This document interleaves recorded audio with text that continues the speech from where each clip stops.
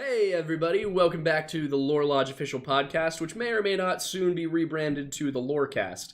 I'm your host Aidan Mattis, this is our co-host and producer Aidan Thornbury, and today we are joined by the magnificent Don Marshall, also known as the obscure Lord of the Rings facts guy on TikTok. Don, you want to introduce yourself? Hello, yes, I'm the obscure Lord of the Rings facts guy on TikTok. Alright, short, sweet, and to the point. We love that. So, give us you got into a little bit with us in the pre-show, but tell us about your background, how you ended up getting into this kind of this sort of content creation. Yeah, absolutely. So, full disclosure, and I say this on any podcast that I appear on, or anytime someone asks me, how do I do this? How do I just make videos? Don't use me as a metric for success or even gaining traction on a social media platform. I am a former theater kid, former speech and debate kid that loved the sound of his own voice for the first, 20 or so years of his life. Majored in journalism at college, got my first journalism gig, and just let's just say if anyone watching has ever watched their local news, there's a reason that 90% of the people on your local news station are either like in their 60s and 70s or like in their early 20s. The burnout rate in journalism is so high.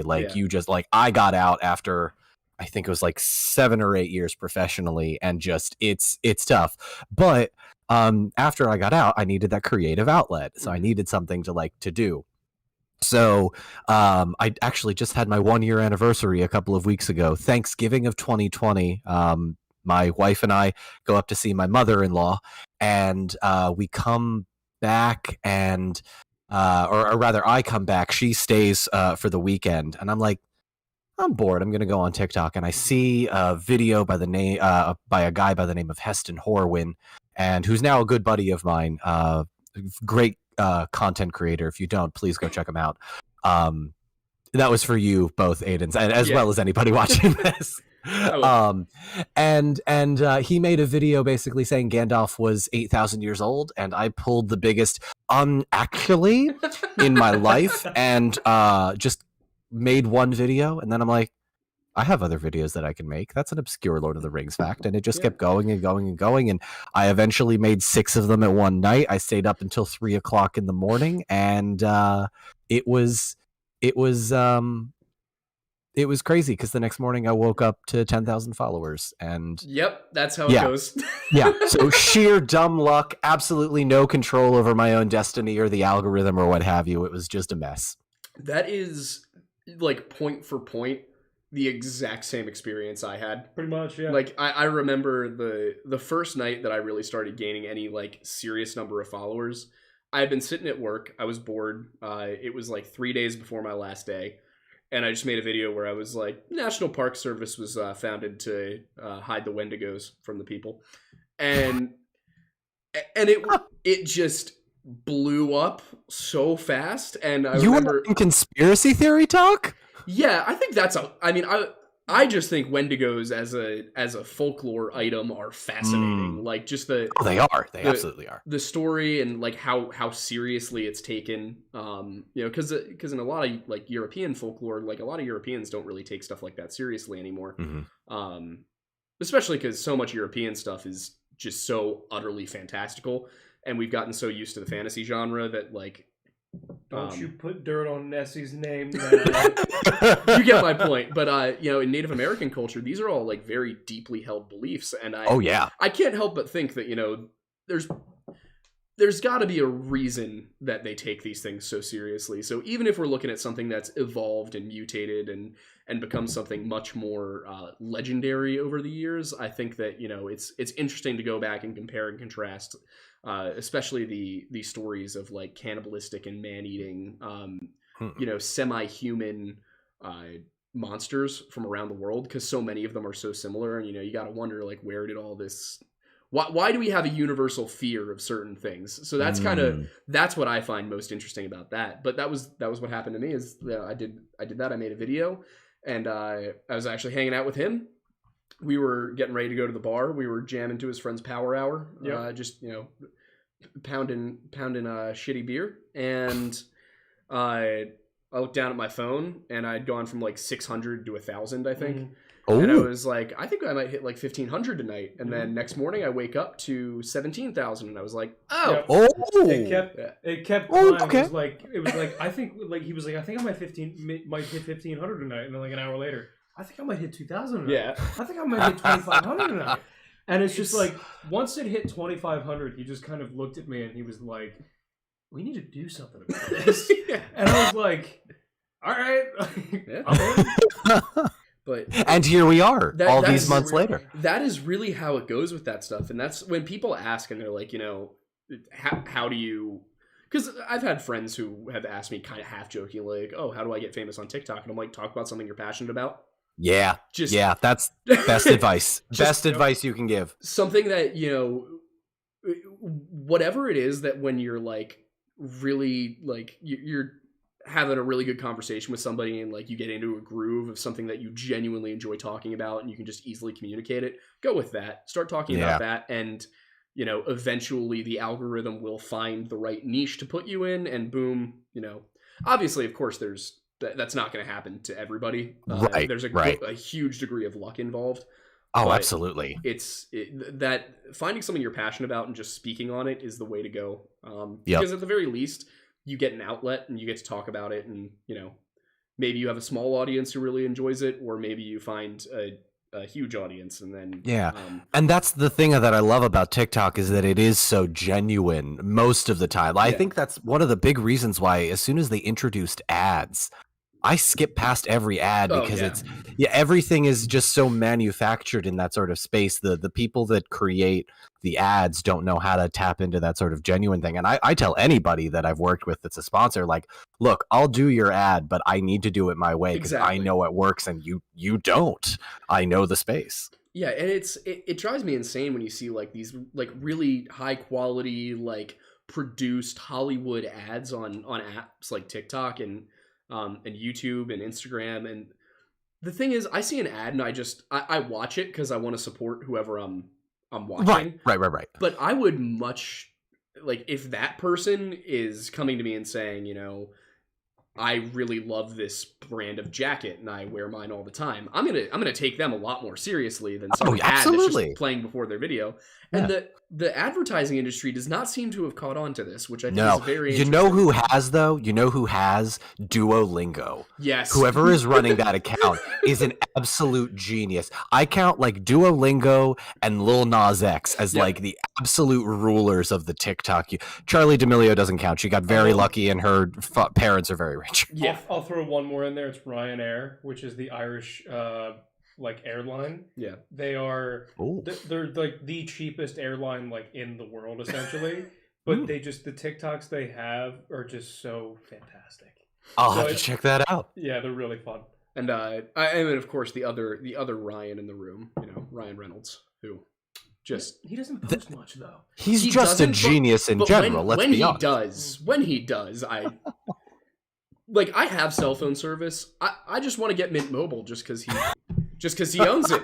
Hot take: Ryan Reynolds is great, but Henry Cavill has a grip on my heart so strong. Yes, we know. That I 100%. 100%. PC Gamer was so passionate about The Witcher that he called his agent before they were even casting to say, "I want to play this role." The man is on another level. Missed the initial call that he got the role for Superman because he was playing World of Warcraft. Yes. Fun fact. Speaking of which, I have my Geralt Funko Pop here. Beautiful. Oh, I got my Witcher necklace that I wear every day.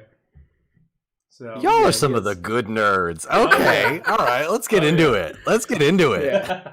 But yeah, speaking of getting into it, one of the things I had said I wanted to talk about was specifically the lore behind elves and dwarves in Lord of the Rings, because I was brushing up on it and, you know, watching some lore videos and whatnot. And are you okay? You good? It might be the hot sauce. Yeah, that's true. Sorry, my dog. Did you give your dog hot sauce? No, he was demanding that he be allowed to have some of my Indian food, so I let him have a taste of the tikka masala sauce, and he did not learn his lesson. Yeah, we were trying to get him to learn the lesson that, like, that's not food you want. No, and he just kind of sat there for a solid 2 minutes licking his nose, like, such cognitive dissonance, because you could see the pain in one side of his head, but the other side of his head is like, but it's food. Yep. So, it hurts so good. Yeah, so exactly. he's just sitting here looking at me, and I'm like, are you all right? But look, here comes a consequence. Yeah. Sorry, I speak almost exclusively in TikTok sounds now. It is what my it is. wife and I are just our vocabulary. Half of it is just that. Anyway, sorry. Elves and dwarves. Yeah, elves and dwarves. You know, so there definitely are some. I think with elves more so than dwarves. I think Tolkien actually kind of didn't adjust all that much with dwarves, in my opinion, when it comes to the actual Scandinavian lore behind them. But you know, he's obviously, you know, master of linguistics and European languages, very well versed in his folklore. But the way he gives these origin stories, especially for the elves, that's one I find the most interesting, because they really are.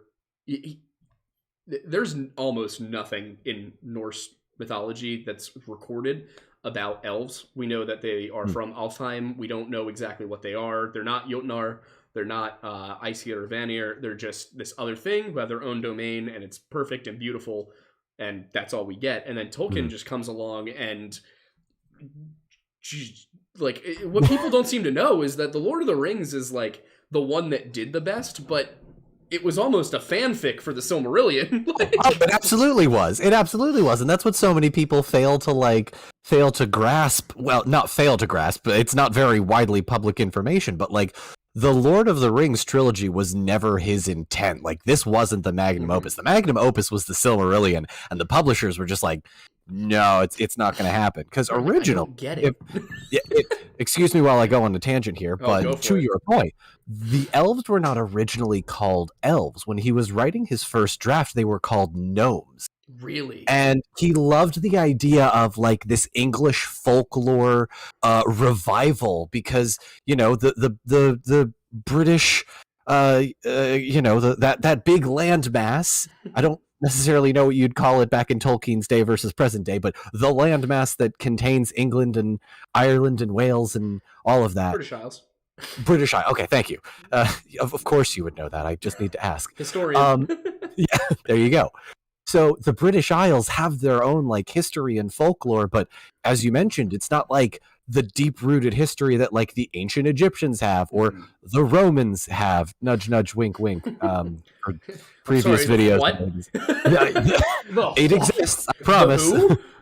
If you know, you know. The circus. Oh, hey, listen. That amalgamation of cultures that don't have anything to do with political or regional ties. This is one of those "if you know, you know" moments. Yeah. Oh yeah. Anyway. They all know. Anyway.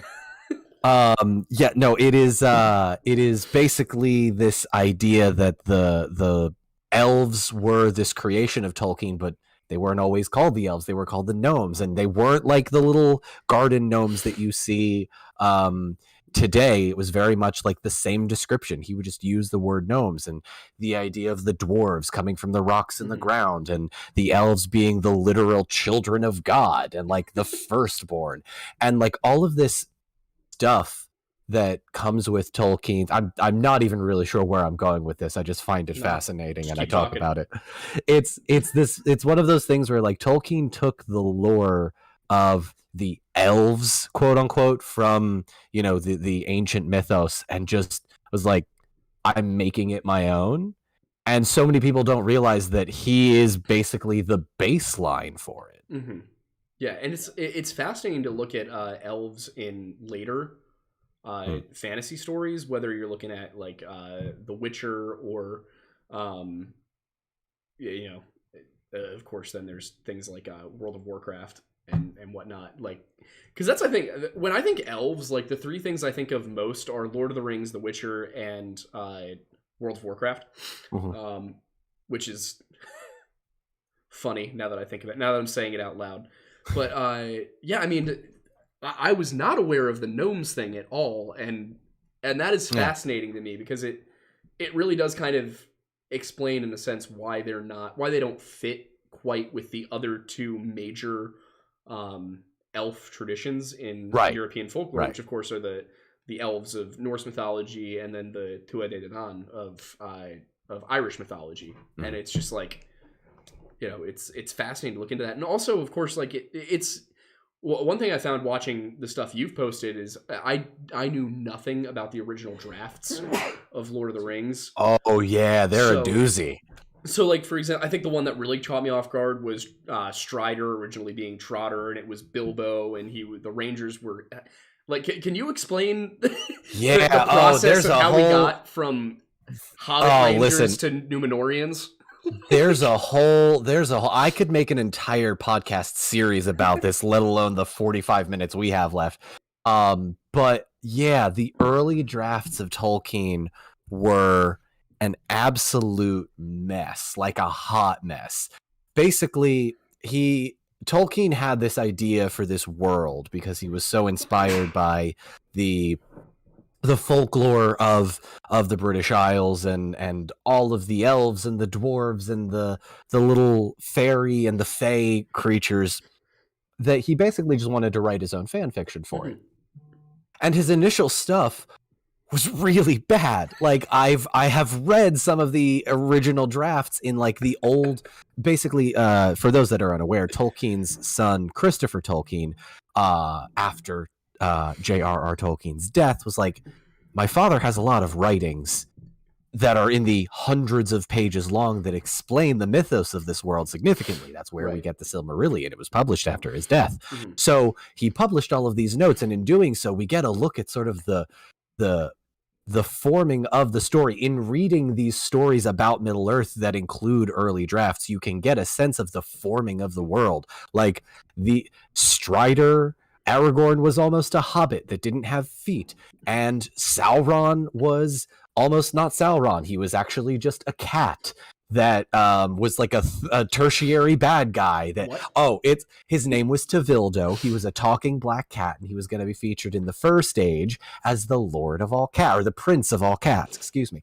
And it was basically just like this, because we get commentary from Christopher Tolkien in a lot of these books that's like, my father changed his mind several times over. And if you read all of the books with that theme in mind, you're like, this could have been a very different, like almost more whimsical, like the Hobbit type series, instead of what we got in the Lord of the Rings, because he refined his writing style so much. And I would argue even that, like, when you read the Hobbit versus the trilogy versus the Silmarillion, you get progressively more in the weeds of like the old English writing, and the maturity of Tolkien's writing, even though he wrote the Hobbit as a full-fledged adult professor that was like on his own. Like I always tell people that, like, if Alan Rickman can get his first acting gig at 40 and Tolkien can write all of these books relatively later on in his life and not like in his early 20s,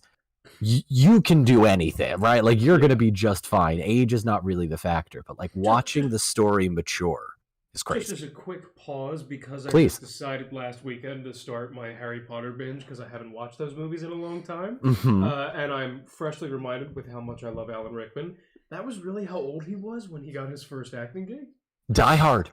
Hans Gruber is Alan Rickman's first acting gig. Oh yeah. He had done, if I remembering correctly, he had done theater before, but he had not had an on-screen performance before Hans Gruber, and the rest is history. What a great role you mentioned that though, and I forget if we mentioned this briefly last time, but I think we did because we were talking about Robin Hood. Have you seen Alan Rickman in Robin Hood, Prince of Thieves? I haven't in a while. I don't think I remember him being in that. He plays the Sheriff of Nottingham. Okay. And it is the most theatrical Shakespearean performance I have ever seen, but it's on film with Kevin Costner. So, like, that's right. That's right. Someone who's just like a slate. Yeah, it is. That is a masterpiece of cinema. Yeah. one of my all-time favorite movies. Absolutely a must-watch. But I gotta watch that again soon because I haven't seen that since I was like 8. I love that. I completely forgot he was in that until just now. That is should go back. I feel like because I get this feeling a lot. It's like I should go back and watch that. Yeah, and then it's like then you don't. Maybe I really don't. Most of the time, I'll get like these hyper fixations. Like I should play through all of the Halo games before Infinite comes out, and then I'm like. Maybe I'll just watch like a 30-minute recap on YouTube. I've been getting that with the Indiana Jones series the past like 48 hours. I'm really feeling a rewatch, but I'm like, you got to get through the Potter movies first, and then you can do in Jones. I'm still a little stuck on the fact that Tolkien almost wrote Warriors before it came out. The books about the cats. Huh? Like if Sauron was supposed to be the Prince of Cats. So just to clarify, Tevildo the talking cat was going to be featured in a story that is personally my favorite chapter of anything that Tolkien has ever written. It's called The Tale of Beren and Luthien. It's mentioned briefly in the original trilogy and then gone into way more detail in the Silmarillion. It's chapter 19 and it's 29 pages long in the Mariner version, just in case anyone is looking for an obscure Lord of the Rings fact. I try and sneak those in there. But the story is such that it is the tale of a human and a guy and a female elf, and they fall in love, and it's very Aragorn and Arwen-esque. Mm-hmm. These are actually both their ancestors because, fun fact, Aragorn and Arwen are actually related, which was the second ever video I made. I mean, it's looking back at medieval aristocracy. That's standard. Full disclosure, they are distant cousins. Like if I did my math right, it's 87 times removed, but I'm terrible at math, so don't take my word for it.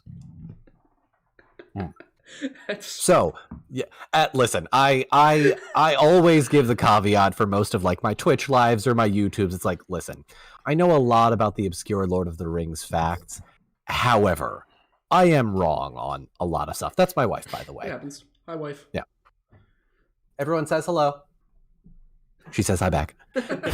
Anyway, yes, Tevildo the cat, one of those very bizarre things that Tolkien took in its very early infancy and transformed into, I'm going to make this the big bad guy of a trilogy.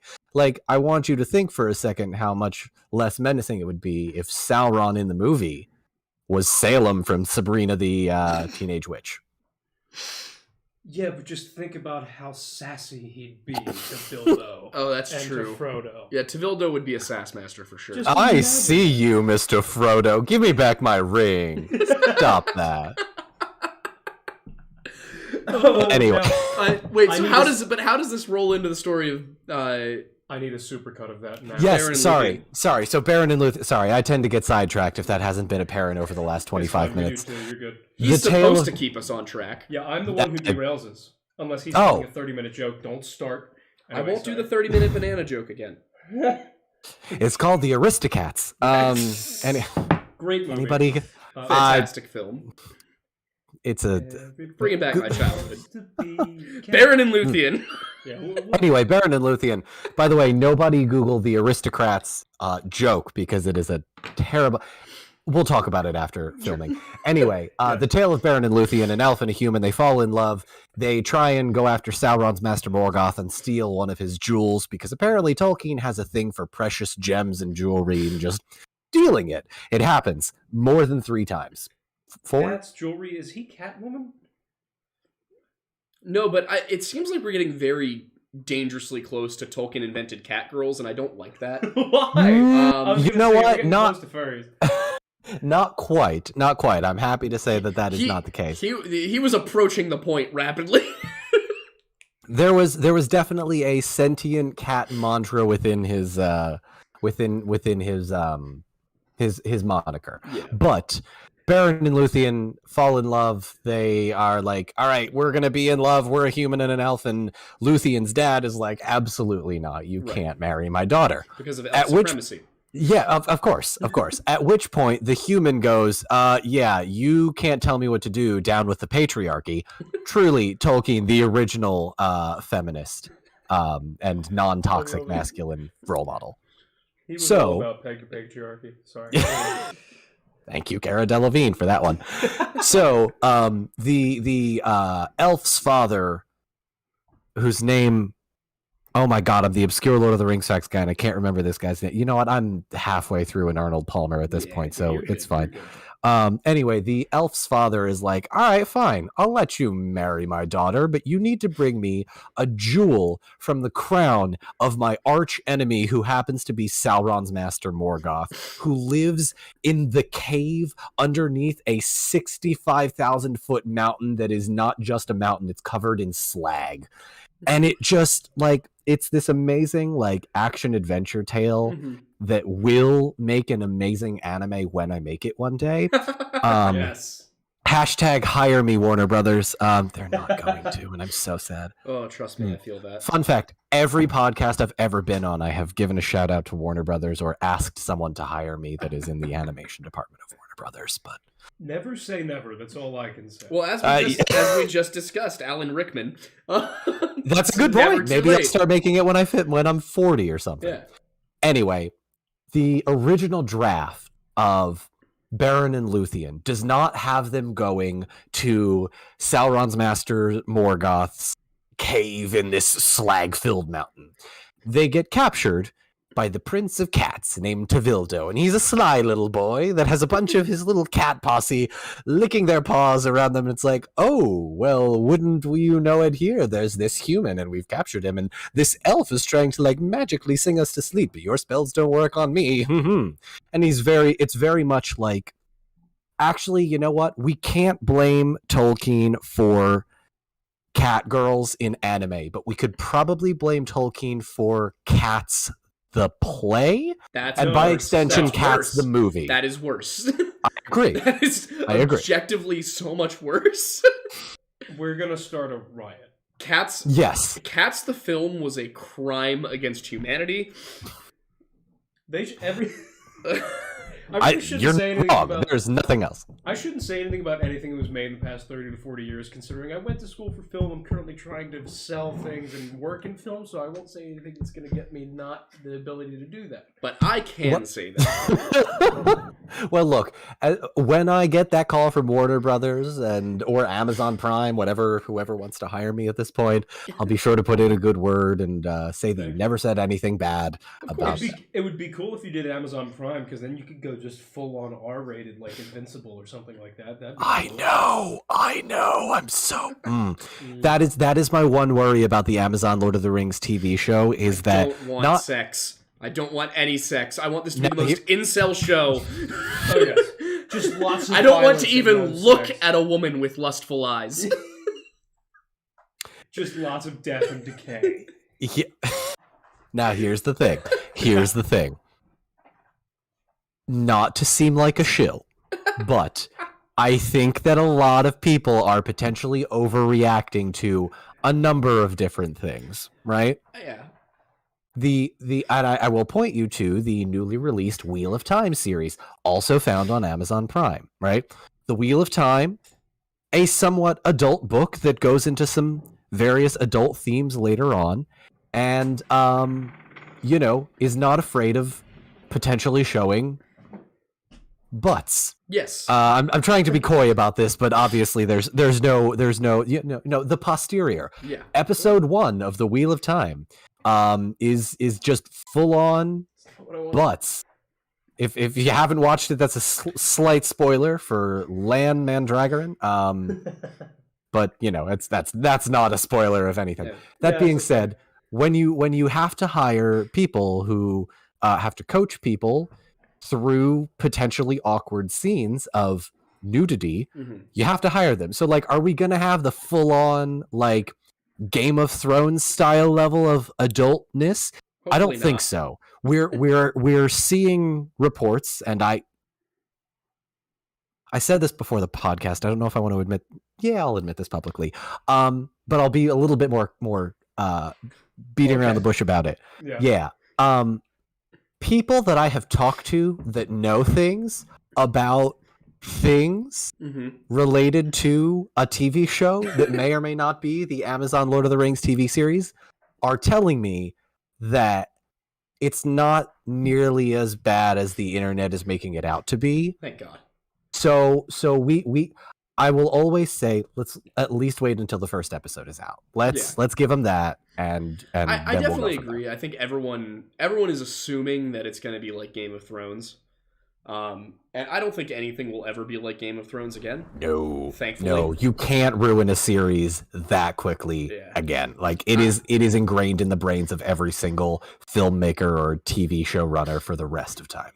Yeah, I still can't believe how bad that was. It was horrible. When I read that George R.R. Martin actually flew to New York to beg the producers at HBO to go for 10 seasons, suddenly I was like, you know what? Maybe I judged you too harshly. Like, should definitely finish those books, buddy. But it's been a decade, and I'm over it, and I don't care anymore. But you know what? You do. Listen, I have just fully, completely non-Lord of the Rings related, but like I have just completely given up on like we're never getting. We're never getting the Doors of Stone from Patrick Rothfuss, the Name of the Wind series. We're never getting the Winds of Winter. We're never getting. We might get Winds of Winter. I don't think we're getting a Dream of Spring. Oh, okay, fair. Yeah, not a chance we're getting. Although I will say Neil Gaiman, I think he's supposedly kind of like working with George R.R. Martin. Is he now? In case George R.R. Martin passes before his time. Make it. So it is my understanding that, or at least this was what was being talked about a couple years ago, that if George R.R. Martin passes away, Neil Gaiman has been told the major plot points. Oh, okay. So he would be the one finishing it. Which, complete side note here. Full disclosure. For just my own morality's sake, George R.R. Martin does not exist to finish these books, and if he doesn't, it's okay, right? He is allowed to live his life, and the television show gave him more than I've always been ever since I got slightly famous on TikTok. I've been made hyper aware of like I don't really owe anybody anything. Yeah. I'm just a creator that needs to live a life and also create things. So like George R.R. Martin does not exist or write for our benefit. This is for him. And I just, not that he's listening to this podcast ever, but just for everybody listening, maybe let's cut the old guy some slack. It's oh boy, man, we really did get off track here. But there was a point. I do that. There was a point at which I was like, wait, this is a good segue, and that was when we were talking about Beren and Luthien and Morgoth and how he was Sauron's master. I know the Morgoth story pretty well. I watched like 6 hours of YouTube videos on it. Haven't we all? Summer. I was like, oh, so that's who Morgoth is. Much cooler villain than what we got with Sauron in the movies. Significantly. But, I think I would love to talk about that because that's a side that people don't really know a ton about. When you watch Lord of the Rings, you get a lot about Aragorn, a lot about Frodo, a lot about Gondor and Rohan. What you don't get a ton of is where the hell did Mordor come from and why is it the way that it is? You get a little bit of that if you play through the Shadow of Mordor game. Phenomenal games, by the way. Oh my god. It was Lord of the Rings, Assassin's Creed, and I will love it forever for that. It is everything that Fallen Order should have been. Could you imagine? Could you imagine if Fallen Order had the mechanics of Shadow of Mordor? I am now. Holy right. Oh my god. Yeah. Someone made the wrong choice. I want to live in that timeline. Exactly. But yeah, I'm sure you know more about this than just about anybody. Give us the story of how we got from, obviously it's a lot to ask, but how we got from the music that created Arda to this guy whose existence is purely in the form of an eye in a tower. So, in the beginning, there was Eru, the one, who in Arda is called Iluvatar, which is the first Did you just line quote the book? Of course I did. I'm the obscure Lord of the Rings facts guy. I could probably quote you half of the Council of Elrond chapter, which, by the way, the Council of Elrond chapter is my favorite chapter of, second favorite chapter behind Beren and Luthien of anything Tolkien has written, because it is 45 minutes of exposition, and I love it so much. That is where I eat. Is it true that Tolkien didn't really decide where the book was going until he wrote the Council of Elrond chapter, or is that a rumor? There are various rumors as to what Tolkien had in mind after he wrote The Hobbit. But we do know that a lot of things came about naturally as he kept writing. Like Faramir didn't exist until one day he was just like, we have, I think it's a letter that he wrote to maybe his son or his publisher. It's like, I have discovered a new character today. His name is Faramir, and he just sort of popped up onto the page, and now he's here. I love that so much. It's really, I love the organicness of his writing. So anyway, Sauron's master Morgoth is a creature called an Ainur, which is a spirit created by the god in Tolkien's universe at the beginning of time. Basically, the god of Tolkien's universe makes these spirits so that he can share in the splendor of, the void. But in being in the void, the Ainur, the Ainur create themes of music, and that is how sort of the physical world is created.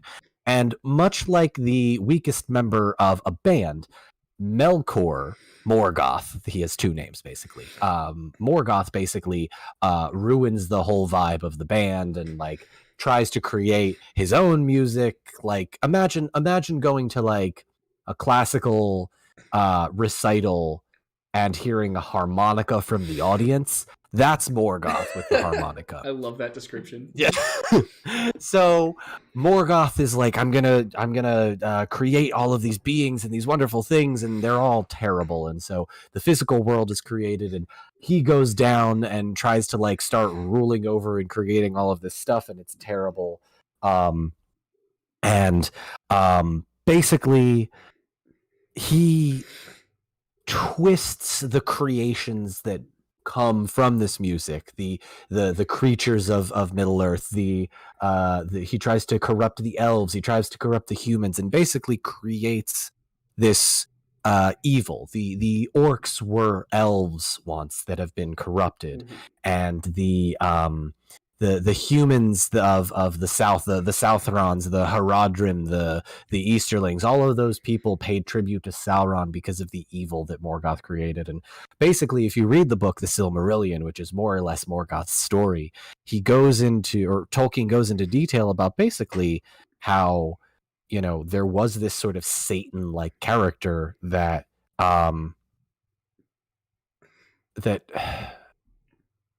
basically started a blood feud between the elves and he for like 500 years and never really stopped being evil, and it was the seeds of that evil that created Sauron.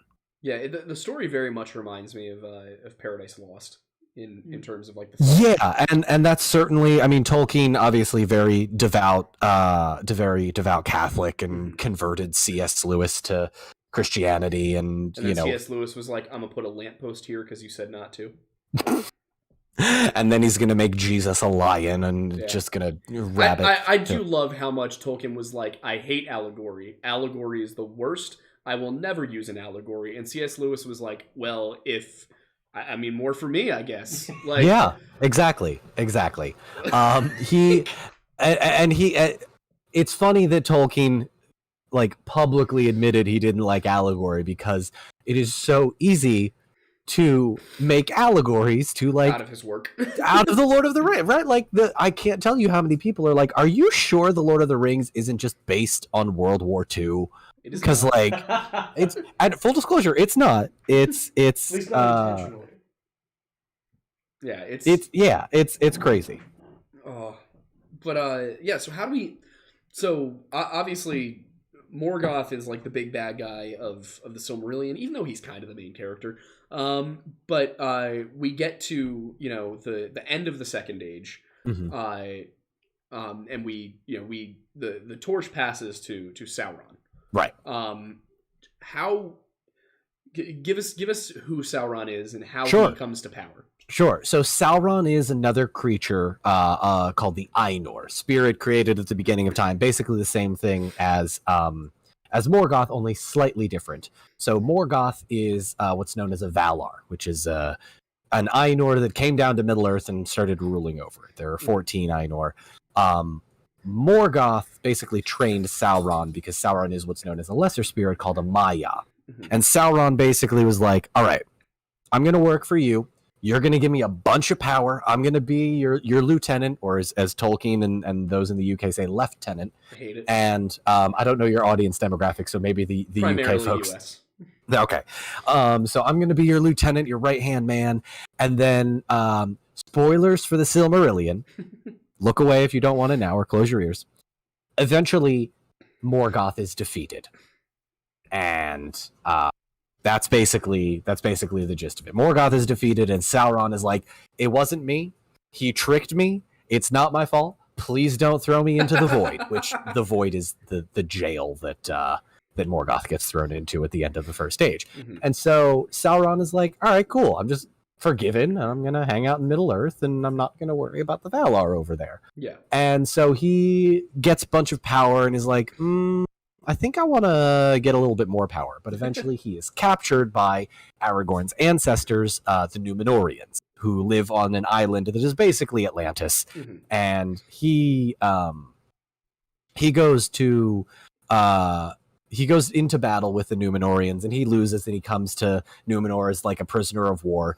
And then in true Sauron form, he's like, all right, well, I'm going to do my best to sort of sneak into the good graces of these people, and maybe really quick, not to interrupt. Oh, no, please, but, please. When Sauron goes into battle against the Númenóreans, obviously in the Lord of the Rings movies, in the main trilogy, we're looking at these armies of orcs clashing with armies of men, and sometimes mm-hmm. they're supplemented by auxiliary regiments of Southrons and Haradrim and Easterlings. But who's Sauron leading into battle against the Númenóreans?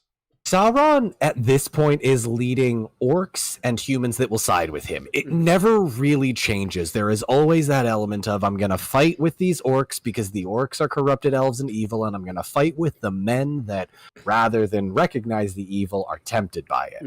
Mm-hmm. There's a really good line from one of my other favorite series of all time, Dune. It's not that power corrupts, I'm paraphrasing, but it is not that power corrupts, it is that power attracts the corruptible. And in that sort of same vein, Sauron attracts, right? It's a good quote, isn't it? Really it's a good quote. Yeah. Sauron's power attracts the corruptible, those that, like Wormtongue, or Saruman, that would be corrupted and fall to this like idea of, I could use a little bit more influence in my in my little neck of the woods, yeah. And so it more influence. Yeah. Can I get some of that influence? Yeah. So basically Sauron realizes that what he can't do in I'm going to defeat you with my army, because mm-hmm. he loses that battle, he says, I'm going to defeat you from the inside. Think of it like Zemo from the Captain America Civil War movie. Zemo is like, I can't destroy the Avengers through raw physical force, so I'm going to make them destroy themselves, have them fight amongst each other. And that's exactly what Sauron does. He takes a beautiful elvish form named Anatar, which, by the way, if anybody sees a character named Anatar in the Lord of the Rings Amazon TV show, big red flags, that's Sauron. Potential spoiler, but, at this point, the books have been out for 40-ish, 50 years. It's not exactly a new story that we're looking at here. Yeah, no, not at all. Not at all. And basically Sauron is like, I'm going to corrupt you. And over generations he does. And Númenor eventually falls because Sauron convinces the Númenóreans to try and go attack the lesser gods, the Valar, in the Undying Lands. And they all, technically they don't all die. They all get caught up in a sinkhole, and as legend goes, they're trapped underneath the earth and will be freed at the end of time. Of course. Yeah. Naturally. Yeah. Definitely no allegories here. The more I read Tolkien, the more I'm like, I am reading the Bible with elves. Yeah. Oh, you absolutely are. That is how I describe the Silmarillion to people who haven't read it, by the way.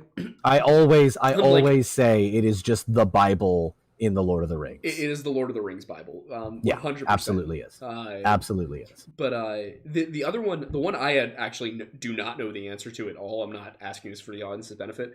Why is Mordor like that? Right.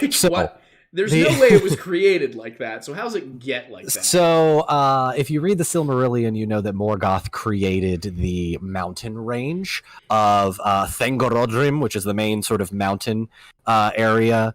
And Sauron, in a way, kind of was able to sort of shape part of Mordor and the Tower of Barad-dûr. And just as a quick side note, because I assume you've played the Shadow of War and Shadow of Mordor games. I played Shadow of Mordor. I never actually was able to play Shadow of War. It's very good. Both games are phenomenally done. Not all of Mordor is like that ashy volcano area. Yeah. There is a place called the Sea of Nordnen, which is obviously it has water. So there's cultivation and water and like things that are able to be turned into like farmland because Mordor needs food, right? Like maybe George R.R. Martin cares too much about Aragorn's tax plan, but there is a certain level of like realism, like oh, where are the farms? How do you feed the orcs this slop? So yeah, Sauron basically takes the Mordor area and like not necessarily completely changes the landscape, but sort of shapes it to his own desires. Gotcha. But why black? Why is it so depressing?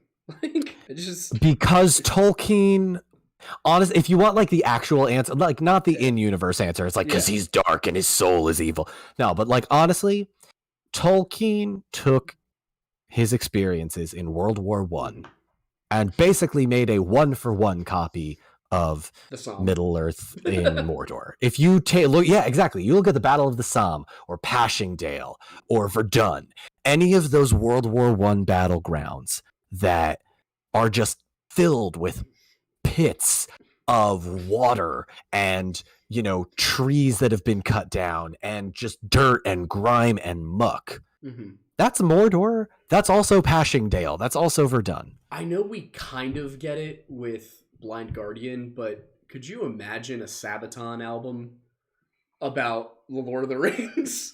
That would be intense. Like,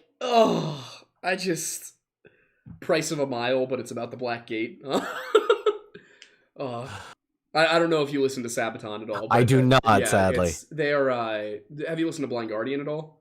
I have not. No. Blind Guardian is kind of this cool, like, very much kind of like a cross between Queen and Led Zeppelin in terms of like musically, like stylistically.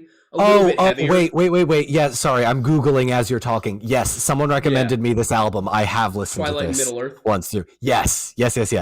So it's they went, you know, they took Led Zeppelin being like, we're gonna make a whimsical little song that's, you know, it's a little bit of Lord of the Rings, but they were just like, we're just gonna make an entire album about the First Age. Yeah, and they did.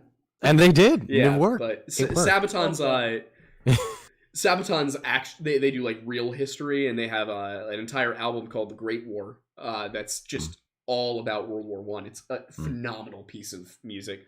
If I can suggest one thing to everybody watching right now, after the show, go listen to Seven Pillars of Wisdom.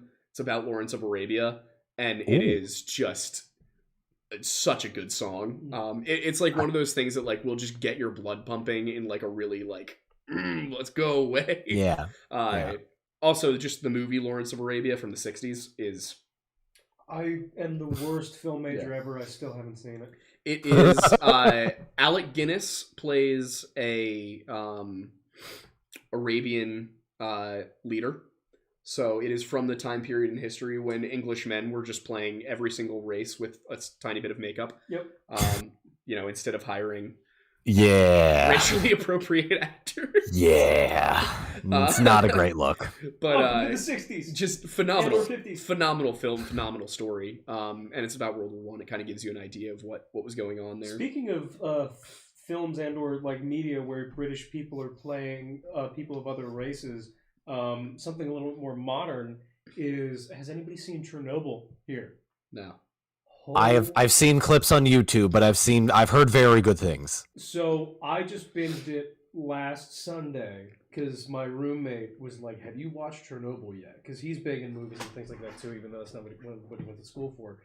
And I was like, I remember seeing stuff about it, and I hadn't watched it. He had me watch the first 3 episodes, 5 episodes on HBO. He had me watch the first 3 episodes that Sunday night. I could barely sleep. It is terrifying. Nuclear power is an absolute nightmare when you look at it even remotely more closely than we do as a society. I love the idea of thorium salt reactors, though. It shows you why it happened from a human and technological perspective, and why it could almost never happen again, quite literally, because they did literally everything wrong and intentionally too, and they explain Yeah. it's crazy. And the most crazy thing is 95% of the show is exactly what happened. Yeah. Like there are large swaths of the show that go second by second, word by word, what exactly happened. Wow. And it's that good a documentary because the people in the scenario recorded the information so well. And it's like, there are so many instances in the show where you're watching this and you're like, this is so unbelievable. I wouldn't believe it if I didn't know it actually happened. Yeah, it does seem like one of those crazy scenarios that you're like, there's no way this would happen in real life. Yeah. People aren't that stupid. And they are. Yeah, They and are. there's so many more elements to the story. I don't know how well versed you guys are on just the history of it in the general. outline of what happened. There are so many other things that occurred other than just the explosion that you're like, how could they let that happen? Like, it's just insane. Worth the watch for anybody who's watching as well. I've literally, after watching it, I now have 5 other of my friends and my parents watching it as well. It's just that good. So anyway, that was a really random tangent. Sorry about that. Oh, that's what these podcasts are about, right? That's why we You do talk this. about one thing and then you go down the rabbit holes. That's True. why we don't script these. Yeah. Have you ever I listened to like a kinda scripted podcast on Spotify? I try not to. They're just like, it's uncomfortable, and the people who read them always sound like they went to school for like broadcast journalism, and they just like every single. But you don't sound like it. I had theater training. I was a speech and debate kid. You speak like a kid who Yeah. grew up like reading lines in a way that was supposed to be believable, not that was supposed to emphasize every third syllable of each word. Yeah, Make well, sure- that's what you're taught. That's what you're taught. You're basically told, like, look, you can't have an accent. I don't care if where you work says the word y'all, which I picked up in my own vernacular in doing so. But like, yeah, you can't be a journalist anywhere and have any sort of accent unless I will say sometimes folks in the South do have like that sort of vernacular and in like maybe the Midwest-ish, but like it is beaten out of you from day one. Yeah. There were a couple that I was trying to listen to when back when we were talking about the Donner Party in episode like 6. And I was trying to listen to this one podcast about it, and I just couldn't sit through it because it was so much like news anchor. Just the cadence and everything drove me insane, and I had to turn it off and like you listen to a much longer, more windy version of it, but at least like I could deal with the voices. Yeah.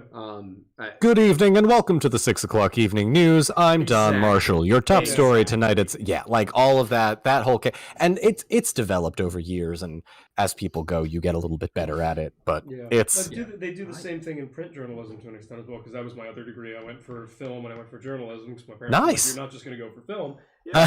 But and I was like, yeah, fair enough. Not that I have much of a choice, but in print journalism as well, it's like it's style comes like they essentially tell you it's like your style will come 10 years from now once you've figured out how to do all of this properly, and it's like get rid of every word that doesn't belong there, and then once you have that, if you're below the word limit that you need to fill the actual page, then you could fill in a couple words here and there. But it's like it's beyond clinical. And Yeah. so interesting. Yeah, and it's for me being the video journalist. It was all right. Opening line, soundbite, or you start with the soundbite, opening lines, another soundbite from the same person. Do the stand-up where the reporter is on camera, but that's not everything that came out of this tragic accident. You go into someone else who has an opposing viewpoint, and it's just like it's a lot. It's a lot. I have to say I much prefer the way we've decided to do things, where we just sit and have a conversation, even if it gets windy sometimes and like we lose track. Because I feel like the reason people actually tune into podcasts and stuff is because they like the hosts. Yeah. You can go find any of this information. It's because you're Now hang on. Are you trying to say that there are other podcasts with 3 skinny white guys just talking about what they're passionate about? so many of them. Are you kidding? We're not unique in this Here or there. aspect. I think it's so funny But they don't because have a there's like dog. that's true. We have the puppy. He's being Fair. he's being a very good Fair. boy. He just wanted some attention. He's the real star of all this. That's fair. And he deserves it. No thoughts whatsoever in his head. But yeah, it's so funny because we were joking summer of 2020 about starting a podcast because we were all locked down and there was nothing to do. We were like, oh, we should start a podcast and just talk about, whatever. And all of our friends were kind of like, nobody's going to want to listen to that. Like, why would you do that? And of course, I'm sitting there like, I don't know, it'd be fun to have a conversation about something once a week. And if people think it's fun to listen to, they do. But and then I came across something that was like why does every single white man turn 23 and start a podcast? And then of course we turned 23 and started a podcast. We all do it. We all do it. Let's start a podcast is the Gen Z and millennial. We should buy a bar. Yeah. Well, to be fair, I have had at least 5 different friends over the course of the past 3 years say we should do a podcast about this together, and I was like, sure. And this is the only one that actually did anything about it. Yeah, it's the high school equivalent of we should hang out this weekend, and it never happens. Never. Yeah. All right, gentlemen. Lord of the Rings stuff has been an absolute joy to discuss, and I thank you so much for having me on. This has just been a blast. Thank you for coming on with us. I know it's getting towards 8. I think we will probably stay on to do super chats. Yeah, we'll stay on for another half hour for super chats. But you are welcome to. You can stick around if you want to, but I don't want to keep you past 8. No, I apologize. We definitely should have talked about this beforehand, but again, we're just 3 white dudes talking. Yeah. I do have another engagement. I apologize. Go for it. Don't worry about it. Thank you so much for having me on. Yeah. This has been an absolute blast. Can I shamelessly self-promote myself? Absolutely. We would okay, be cool. insulted if you didn't. For those that don't know who I am Don Marshall 72. That is all of my social media stuff. Twitter, which I never use because it's a terrible website. YouTube, which is just like compilations of my TikToks and Twitch channel. I'm on Twitch, which is my other thing. And then TikTok obviously is my main one. If anybody likes Dungeons and Dragons, I'm currently in the process of writing a what if scenario like Marvel of what would have happened if they actually did take the Eagles to Mordor. It's terrifying, and I'm very it's the only thing I'm going to talk about. The Eagles are going to rule the world with an iron fist. You have seen my video. Oh, thank you so much. I watched your stuff. I wasn't joking. I don't know. Sometimes people are like, I've never actually seen the Lord of the Rings. I just really think. Yeah, it's that could have been a whole other conversation. I'm glad we didn't get into that because that would have been if you're a sponsor or you're interested in sponsoring me, please at least, for the love of God, have watched the Lord of the Rings before you say I would like to sponsor. Yeah, it's a fair ask. I can count on multiple hands and toes, and then some tally lines after that. The number of people that have. It's been kind of ridiculous. All right. Well, thank you so much for stopping on. We had a great time, and I wish you luck with your Twitch stream. Thank you very much. And likewise to you. Big fan of yours over on TikTok. And thank you. Go follow. And I'm sorry, other Aiden. I confess I don't know your last name. But Thornbury. Thornbury. Thornbury. Yeah. Are you also on TikTok? Can I follow you? Or I'm on TikTok. I just don't really post. I've considered doing something, but at the same point, I was like, but what would I do? Yeah. So, he's something you're passionate about. At Director Aiden. Fair, yeah. I could just do film or story things and stuff like that. Well, maybe not because you apparently know nothing about film from before. You know nothing, Jon Smith. I bet your favorite director is Quentin Tarantino. You'd be surprised. It's not. Okay, good. That's just like the stereotypical every college sophomore who majored in film that I knew. I'm a stereotypical film guy from 20 years ago. My favorite's Spielberg. So yeah. Okay, that's respectable. That's better. Okay, I can dig it's it. A lot better. I can dig it. All right. Well, thank you so much, Don. Gentlemen, thank you so much. I appreciate it. Man. Just because I don't want to leave you hanging, do I just hang up from this call, or is that going to mess with anything? No, you're fine. No, you should be fine. Yeah. Just hang up. All right. Excellent. See ya. Thank you so much. See you, everyone. Thanks. Bye-bye. See ya. All right, and now it is, and then there were 2. Yes. So we are going to go to Super Chats, but before we do that, I want to remind everybody still here that we are back to doing our monthly donation goals, and we actually did write them down. We know what they are. We're very close to the $250 one. Remind me what the $250 one here was? Are how those go. And remember, this is how we finance the show. Whether you send a super chat or not, we really appreciate it. And this is kind of our way of making it interactive as well as you are welcome to ask us any questions. So the donation goals are as follows. At $250, Aiden and I will make a very high-class YouTube video wherein we make Wendussy-themed cocktails. Oh, I forgot about yes. that. For $500, I will wear the Make Wendigos Great Again hat in Hot Topic, so the goth girls will degrade me. For $750, Aiden and I will attend a bar function wearing Old Greg cosplay. I will be Old Greg. He will be... what's his name? What's the other guy's name? No idea. I can't remember the other guy's name. But he'll be the other guy. And for $1,000, Aiden and I will finally shoot the sexy calendar. And for $5,000, we will both do the podcast in maid outfits. So, we don't expect to hit that one. But I will allow us to get into things. I actually can't see the chats. If you want to, maybe we can, I like reading them. But can we... I just want to be able to see them. I like reading them. Okay, can you just tilt the goddamn computer? Yes. So Islong for $9.99. Thank you, Iz. Good to see you again, as usual. Said, number 1, I have sent the list. I sent it to the email. And I saw the list. Please tell me y'all are not sick. I'd have to drive to PA and make you not sick. That's a threat and a promise. No, I am not sick anymore. He might be. It is entirely possible. Are you sick? Right? Am I gonna get sick? Any other super chats, anybody? One of your money goals should be the "Love You for Infinity" TikTok trend. I don't know what that is. Does anybody have $5,000 I can borrow? No. My bank account is drier than the Sahara, and I need to buy Christmas presents for people. I am so fucked on Christmas presents. Why?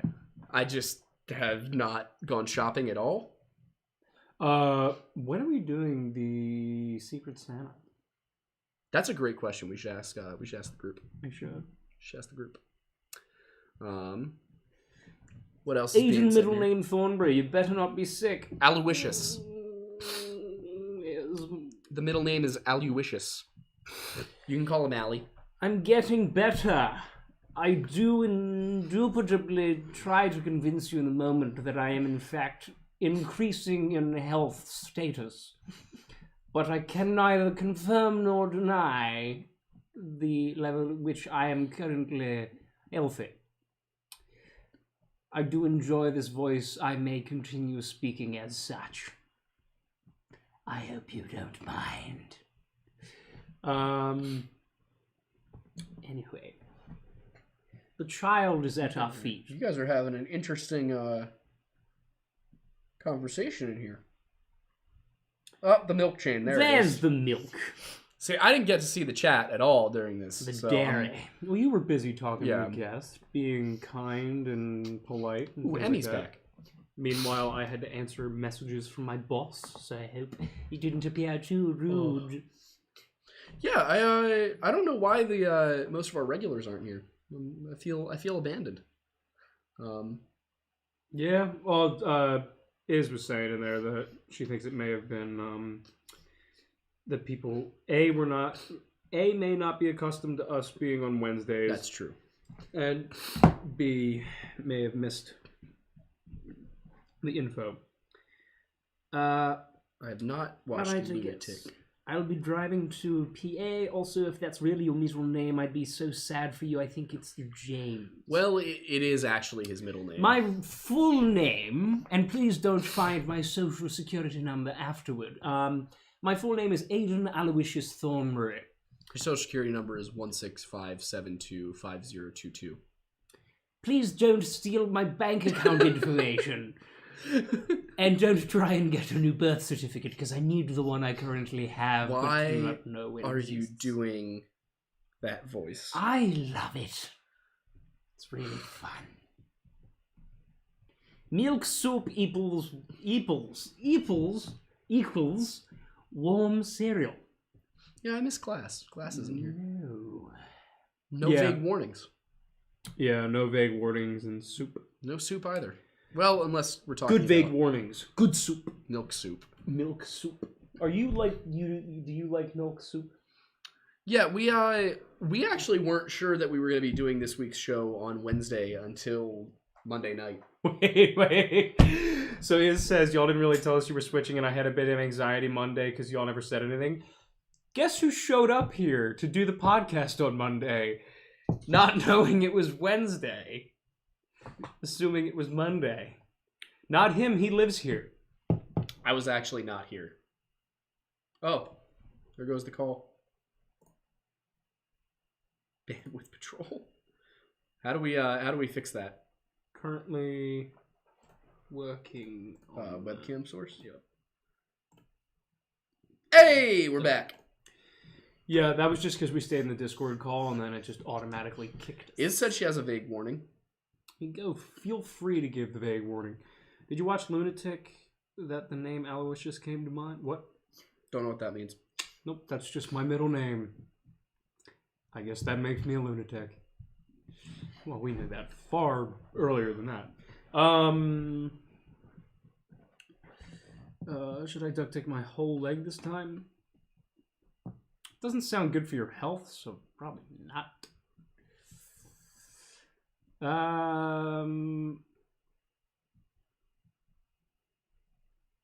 I guarantee people would pay for it. Pay for what?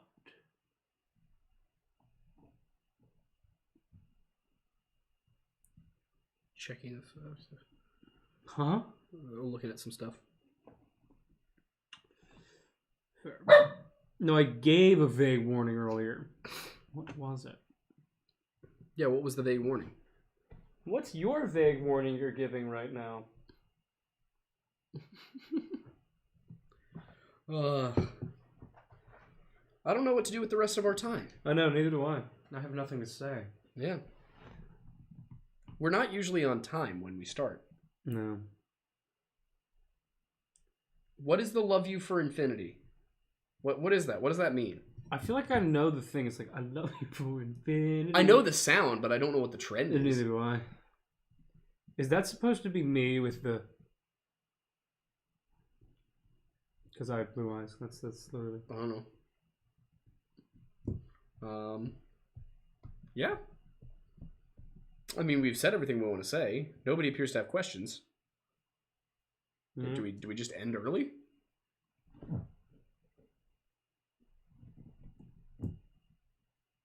It was just warning and soup. Okay. Well, I mean, the warnings are always quite vague. They are. Like, extremely vague. What's your island? Yeah, I was going to say, that sounds cool, but what's the island? She's like, Australia. Penn Island. Pen 15. Also, what the hell is that show on Hulu? What? Pen 15. That's a show on Hulu. I refuse to watch it. I don't want to know. Well, you know it started...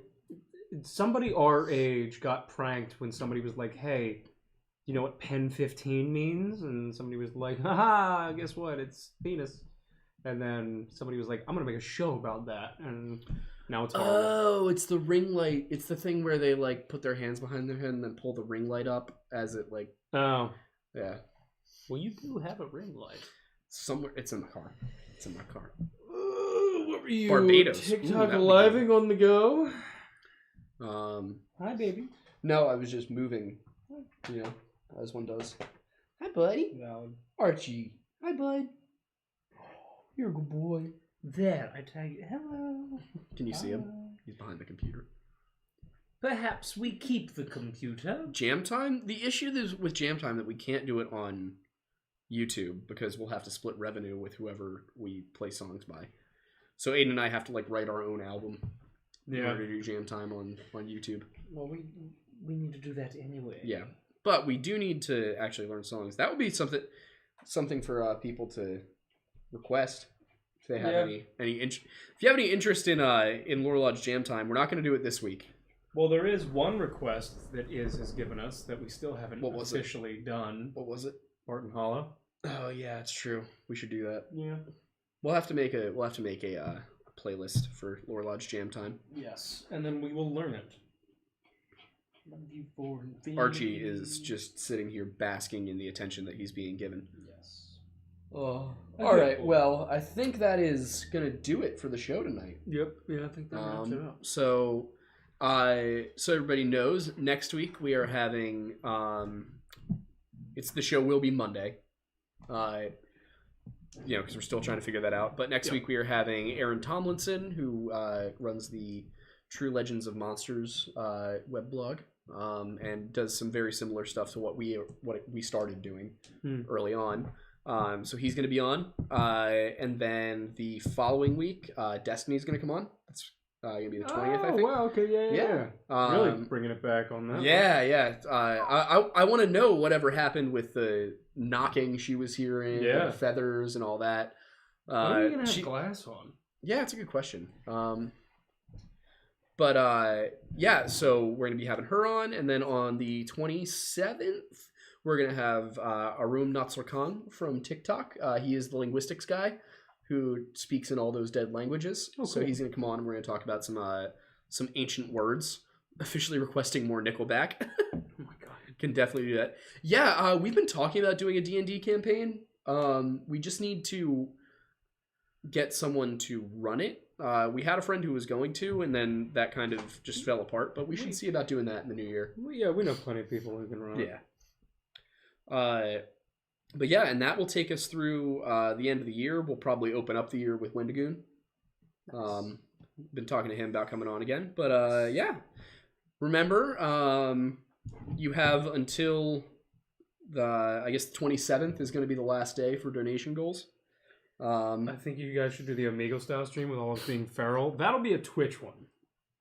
But yes. What do you mean? Essentially, we'll need someone to moderate. But they all get in a queue in the Discord, and then we get in a separate VC, and we'll do it stream live, and then somebody will just drag people. Well, probably Shiv will just have to drag people in and out, but he'll bring people in as if we were talking to them on Omegle. That's a good idea. Have conversation with them, so we can have conversations with our proper. I like that. Followers. I like that idea. Yeah, we'll probably do that on Twitch at some point. By the way, if you are a fan of Arum Natsorkang, his TikTok was permabanned over the Momlennial thing. So if you haven't yet, write TikTok a tweet, or perhaps go to the report a problem function in the app and report that Arum Natsorkang was wrongfully banned. So we can help him get his account back, and follow his new account, which is just at Arum Natsorkang. So go help a brother out. He deserves it.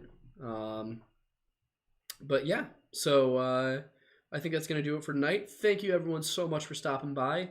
We can not wait to see you next week, and I think that is gonna do it. Thanks for stopping by the Lore Lodge. Have a great night, everybody.